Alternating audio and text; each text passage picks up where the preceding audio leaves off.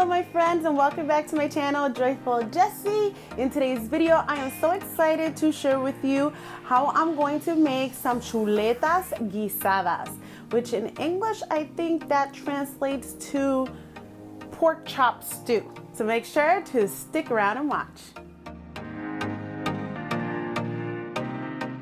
Different people like different things in their carne guisada, in their stewed meat, and this is just simply my way of making them. Like I've always said before, in the Puerto Rican culture, there's like 1,000,001 different ways that you can make one meal. Everybody has their own style. So this is just my very simplified, very easy to make recipe. So let's get started. These are the ingredients that we are going to be using for our chuletas guisadas today.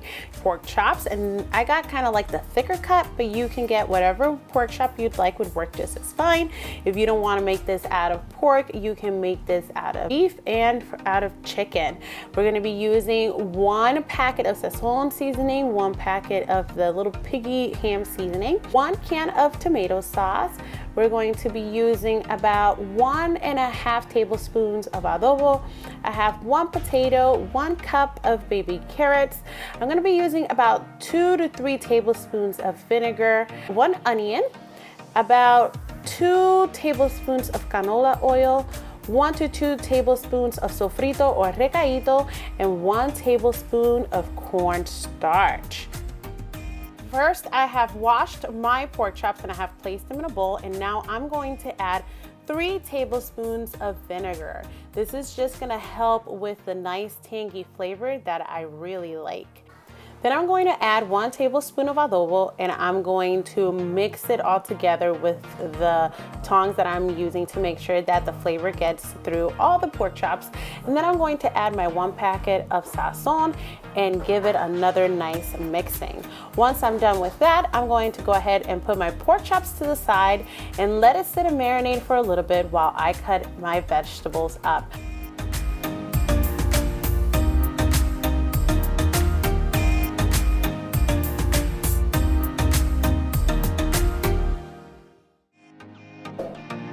Now you can cook this in absolutely anything you want. I'm simply using my Dutch oven pot just because it's bigger and it's easier to make, but you can make this in any pot. I'm gonna go ahead and put the 2 tablespoons of oil in the bottom, heat it up in about a medium-high heat, and once the heat is hot, I'm placing the pork chops in there. I'm going to be browning the sides. I'm going to let it sit there for about 2 to 3 minutes on each side. I do this simply because I have a feeling that, this just helps seal the flavors, and it's just generally what I do when I make my stew or anything like that. So I just figured that with this, that also works. I have a feeling that you can skip this step, but for me, I just always do it. Then I'm going to go ahead and add 2 tablespoons of sofrito, and whatever juices I had left over for when it was marinating, I'm also going to go ahead and add that in. Then I'm going to be adding in all my vegetables and my remaining 1/2 tablespoon of adobo and give it all one good mix. You are welcome to use as much adobo or extra salt as you would like. Typically, I'm not pretty heavy on the salt, so I make mine a little bit lighter, but please do feel free to adjust and add as many flavorings and seasonings as you'd like. I'm then going to add my 1 can of tomato sauce along with 1 can of water. And I'm also going to be adding my 1 little packet of the piggy flavoring and mix it all together.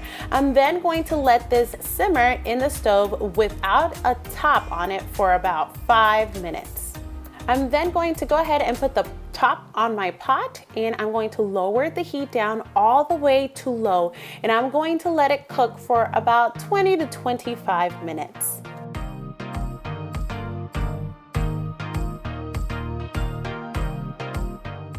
"20 to 25 minutes have gone by. You can go ahead and check on your stew. If there's anything stuck on the bottom, you can go ahead and push that off to get it unstuck, and check the tenderness of your vegetables.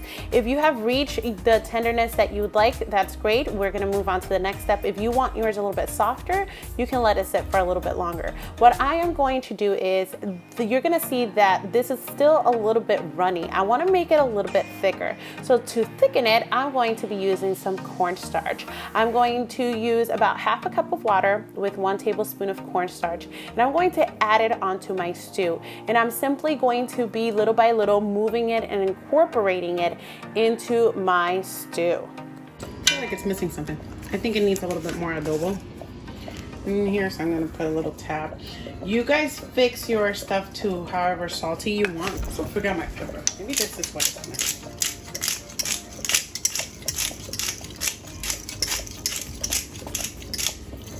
A little bit of pepper.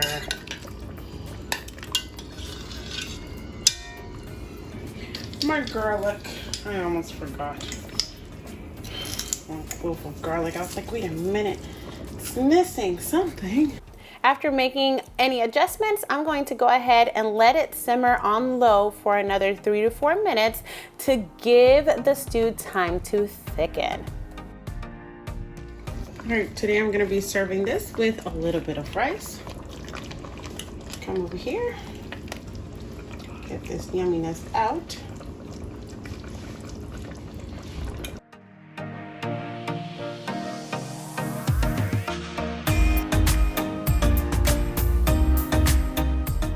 All right, my friends, it's time to go ahead and try our chuletas guisadas.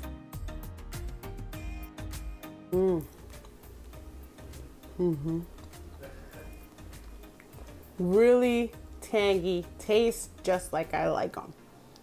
Very good, very good. So now it's your turn to give it a try. Thank you so much for watching, and please remember, if you enjoyed this video, to like and subscribe. I'll see you next time. Bye.